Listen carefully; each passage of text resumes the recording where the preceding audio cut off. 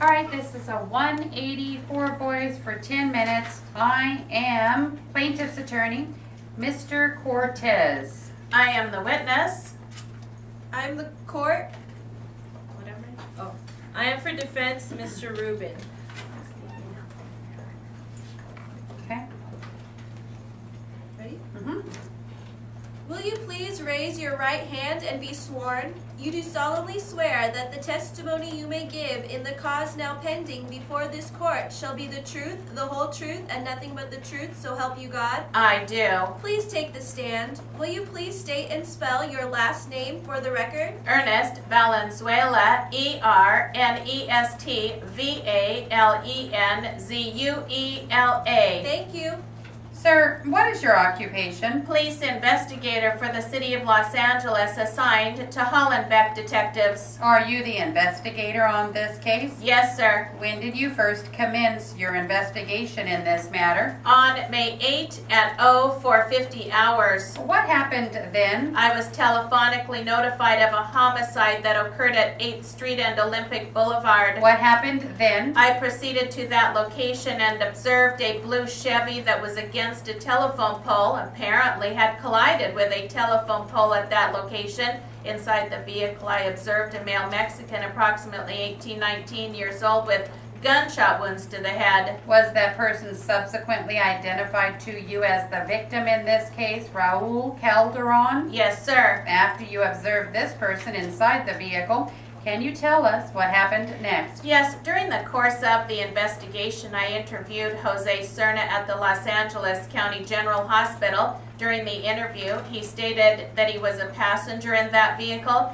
that Raul was driving, and that they were traveling westbound on Olympic. Upon crossing the intersection of Indiana Street, he observed a blue Chevy with 3 males inside approach from the rear. He heard the sounds of gunshots and looked back and observed gunfire coming out from the right side of the car. When the car pulled up alongside, he recognized the driver of the car. I'm sorry, may I interrupt? Is that a witness? Yes, that's Romero. He's also a co-investigator of this case, Your Honor. I would like to have him wait outside if he's going to be a witness. He wouldn't, but you indicated you wanted him present. As far as I am concerned, I would not use him. I would like to have him wait outside. All right, wait outside, sir. Thank you. I'm sorry, do you want the last read back? Let me see. Yeah, I can go on. He recognized the driver as a person he knew as Flacco from the Little Valley Gang. He also recognized that the vehicle that Flacco was driving belonged to Flacco, the blue Chevrolet. Did he further identify this vehicle for you or describe it? Yes, he did. Can you tell us what else he said about that Chevy? Yes, he described it as a Chevy blue with chrome rims. Anything else about the vehicle by way of description? No, sir. Now, you left off by telling us that he recognized the driver of the Chevy. Now, that was a person known to him as Flacco, right? That's correct. Now, what else did this person, Serna, tell you at that time? He stated that he knew Flacco, that Flacco lived on Percy Street near a church, and that he knew him very well because Serna used to hang out with his brother, Flacco's brother. This guy Serna hung out with Flacco's brother, is that correct? That's correct. What else did this person tell you at that time? That's about what he told me at that time. Thereafter, did you make an effort to have this person identify this person, Flacco? Yes, I did. And can you tell us about that? Yes, during the investigation, I obtained a photo of a suspect named Flacco from the Little Valley Gang, and it was Richard Lopez. I then made a photo display record I showed his photo along with 5 other look-alike photos to Jose Serna at the hospital, and he positively identified Flacco Richard Lopez as the suspect who was driving the car. What time was this? This was approximately 9:30 After he identified 9:30 p.m.? a.m., Your Honor. 9:30 a.m. After he identified this person, Richard Lopez, as Flacco, can you tell us what you did next? Yes, at approximately 1 o'clock, I was in the vicinity of, I believe it was the 3900 block of Percy Street when I observed a blue Chevy with chrome rims go by, and as the vehicle went by, I saw a suspect driving it that fit the description of Richard Lopez. We followed the vehicle and stopped it at Herbert and Hubbard Streets, and after identifying Richard Lopez, I placed him under arrest. Now, who else was in the vehicle with Lopez? In the vehicle at that time was the defendant, Ysidro Gutierrez, For the record, Your Honor, identifying the defendant. Yes. another juvenile by the name of Manuel Carrazzo, I believe, and Manuel's girlfriend, and I can't recall her name right now. Have you ever seen her in court today? I don't recollect. Can you describe that day for us, officer? Yes, it was May 8th, it was Mother's Day, and it was raining. At 1 o'clock when you stopped the vehicle in question, was it raining pretty hard? It was drizzling, as I recall. I see. Now, what happened after you placed this person under arrest, Lopez? Yes, we placed him in the back seat of our police vehicle, and while waiting for tow service on his car, I advised him of his rights. Can you tell us at this time of what rights you advised him? Yes, I can. I advised him from LAPD Administration of Rights Form 15.03 as follows. You have the right to remain silent. If you give up the right to remain silent, anything you say can and will be used against you in a court of law. You have the right to speak with an attorney and to have the attorney present during questioning. If you so desire and cannot afford one, an attorney will be appointed for you without charge before questioning.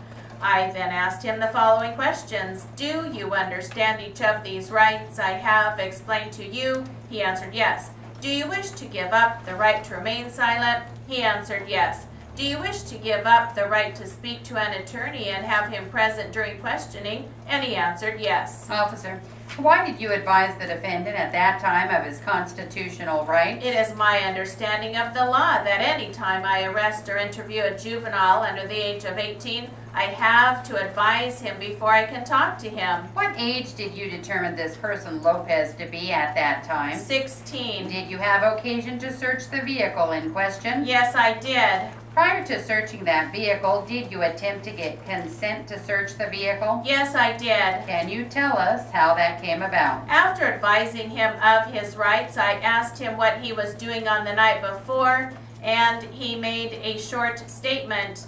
I asked him if I could search his car, and he said, okay. Now, when you asked him this, who was present? My partner, Investigator Nick Romero. Anyone else? No. How about the other people that you had stopped with the defendant, for instance, like the defendant? What had happened to him? As soon as we stopped the vehicle with the 4 occupants, we called for a black and white patrol car and had the officers transport the 3 other persons to Hollenbeck Station. Now, after you received consent to search the vehicle, can you tell us what happened next? Yes, I searched the inside portion of the vehicle, and during this time, Richard Lopez's brother, I believe his name is Ramiro Lopez, arrived at the scene. I explained to him what the situation was. I asked him to go get the keys to the trunk of the vehicle because Richard did not have them with him. Did you request that of the brother, or did this person, Lopez, request that of his brother? First, I did. After you did that person, Lopez, say anything else in regard to that key? Yes, he went up to his brother who was seated in the car, and his brother, Richard Lopez, told Ramiro to go get the keys so I could search the trunk. What happened then? While waiting for the brother to return with the keys, Richard Lopez's brother, sisters, brothers, a lot of his family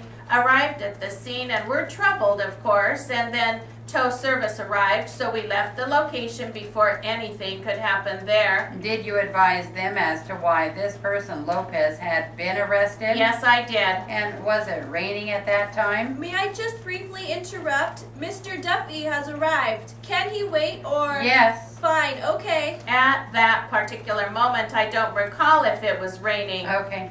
After the tow truck arrived, what happened then? The operator of the tow truck impounded the car and took it to Hollenbeck, and we drove the subject, Lopez, to Hollenbeck Station. Did you follow that tow truck? Yes, I did. And at the station, what happened there? At the station, I made a thorough search of the inside of the car and then searched the trunk. How did you get into the trunk? I had the tow truck operator remove the backrest of the rear seat of I see. and unlock the trunk lid. And did you find anything in the trunk of that vehicle? Yes, I did. What did you find? I found a .32 caliber revolver Smith & Wesson. Was that the same type of weapon that had been used on the victim? Yes, it was. Now, did you see? Well, I think, Your Honor, I'll have to move to strike the last statement as being, number 1, a conclusion, and number 2, irrelevant to these proceedings. Counsel, will you lay a further foundation as to... Yes, I wasn't trying to get the officer to say that